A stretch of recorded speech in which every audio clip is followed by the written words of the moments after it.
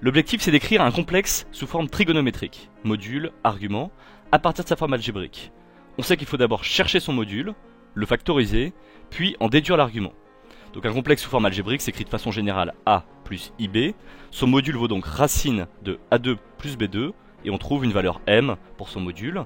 Ensuite on factorise M dans sa forme algébrique, et le cours nous dit que ce complexe peut s'écrire comme M facteur de cosinus plus isinus d'un même argument.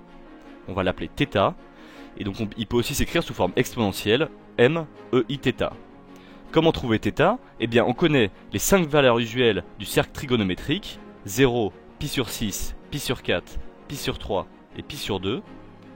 Leurs cosinus vaut respectivement 1, racine de 3 sur 2, racine de 2 sur 2, 1 demi et 0, et leur sinus l'inverse, 0, 1 demi, racine de 2 sur 2, racine de 3 sur 2 et 1.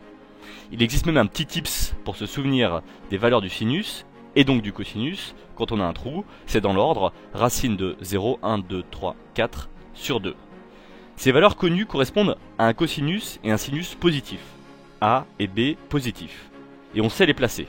On a 1, I et même moins 1, moins I qui valent respectivement EI0, EI pi sur 2, EI pi, EI moins I pi sur 2, ça c'est les valeurs à connaître absolument par cœur, et dans l'ordre, pi sur 6, pi sur 4, pi sur 3.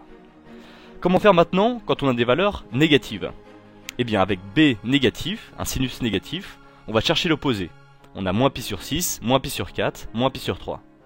Quand on a A négatif, un cosinus négatif, on va chercher en face, pi moins pi sur 6, pi moins pi sur 4, pi moins pi sur 3.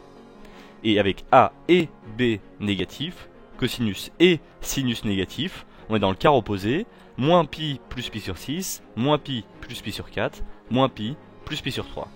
Avec ces 4 valeurs à connaître par cœur, le tableau sinus, cosinus et le cercle trigonométrique, on arrive donc à retrouver n'importe quel argument θ. Et la vie est belle.